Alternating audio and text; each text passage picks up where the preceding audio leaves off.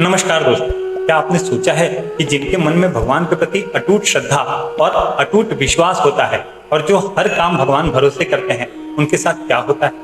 आइए कथा के माध्यम से इसको समझने का प्रयत्न। कथा कुछ इस प्रकार है कि एक बार एक राजा का मंत्री होता है। उस मंत्री को भगवान के प्रति बहुत श्रद्धा होती है और वह हमेशा एक ही बात बोलता रहता है कि जो भी होता है अच्छे के लिए होता है और भगवान के कारण ही होता है। एक बार राजा की उंगली कट जाती है। जब राजा की उंगली कट जाती है, राजा को भयानक दर्द होता है। राजा के वैद्य आते हैं, राजा का इलाज करते हैं। शाम को जब सभा में राजा पहुंचता है तो राजा अपने मंत्री को बताता है कि देखो, आज मेरी उंगली कट गई, जिसके कारण मुझे बहुत दर्द हो रहा। इस पर मंत्री तपाक से कहता है कि जो भी होता है भगवान की इच्छा से होता है और बहुत अच्छा होता है। राजा इतना क्रोधित हो जाता है कि वह तुरंत अपने सैनिकों को बुलाता है और मंत्री को जेल में डालने का आदेश देता है और मंत्री से कहता है कि अब जेल में बैठे तुम भगवान की इच्छा अच्छी होती है करते रहे। कुछ समय बीत जाता है। राजा अपने सिपाहियों के साथ शिकार पर निकलता। जब राजा शिकार पर जा रहा होता है तो वह अपनी टोली से अलग हो जाता है, एकांत में पड़ जाता है। राजा जंगल में रास्ता भी भटक जाता है और राजा के सिपाही राजा से अलग हो जाते। राजा को कोई मार्ग नहीं सूझता और वह जंगल में भटकने लगता।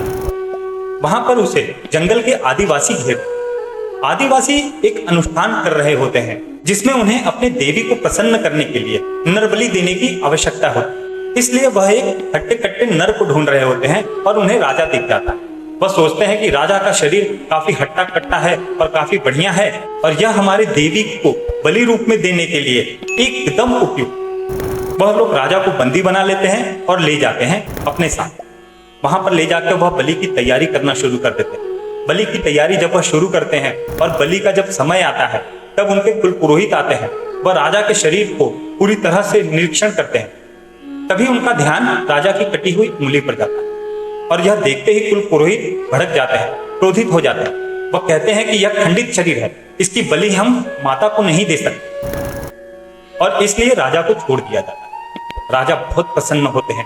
उन्हें अपने मंत्री की बात याद आती है। वह तुरंत वहां पर अपने महल में पहुंचते हैं और मंत्री को आजाद करने का आदेश देते हैं और मंत्री से काफी क्षमा याचना करने लगते हैं। वो कहते हैं कि तुमने जो कहा था अच्छा कहा था, सही बात है, जो होता है अच्छे के लिए होता है और यह भगवान की ही कृपा है कि मेरी उंगली कट गई। यदि उंगली न कटी होती तो आज मेरी गर्दन कट गई। मंत्री भी बहुत प्रसन्न होता है, लेकिन यह बातचीत होती ही रहती है। तब तक राजा के मन में एक शंका आती है कि मेरी उंगली कटी जिसकी वजह से मेरी जान बची, पर मंत्री जेल में था, इनके साथ क्या अच्छा हुआ? और वह तुरंत मंत्री से यह प्रश्न करते हैं कि चलिए मैं मान लेता हूं मेरी उंगली कटी जिसकी वजह से मेरी गर्दन बच गई, पर आप जेल में थे, आपको इतने दिन कष्ट भोगने पड़े, इसका क्या कारण है? आपके साथ क्या अच्छा हुआ? मंत्री मुस्कुराने लगते हैं।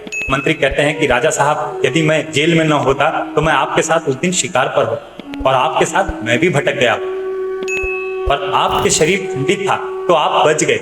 मेरा तो पूरा शरीर अखंडित है तो मैं नहीं बच पाता और हो सकता है आपको छोड़कर वह मेरी बलि दे देते और इसके लिए मेरा जेल में रहना मेरे लिए लाभकारी होगा।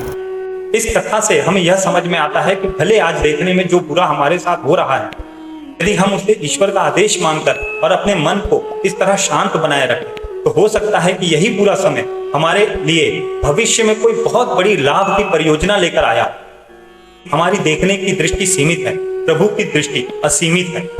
तो जो भी हमारे साथ आज बुरा हो रहा है, हो सकता है कि वह हमारे अच्छे के लिए ही हो रहा है, पर अपनी सीमित दृष्टि के कारण ही हम अपनी आने वाली अच्छाई को समझ नहीं पाते। भगवान की दृष्टि असीमित है, वह हमें क्षणिक कष्ट दे रहे हैं, पर हमें वह इस समय कष्ट लग रहा है, पर हो सकता है कि जिसकी वजह से हमारे जीवन में कुछ ऐसा परिवर्तन हो जाए जो हमारे लिए अति आवश्यक है। इसके लिए हमारी योजना से ज्यादा हमें प्रभु की योजना पर विश्वास रखने की आवश्यकता है।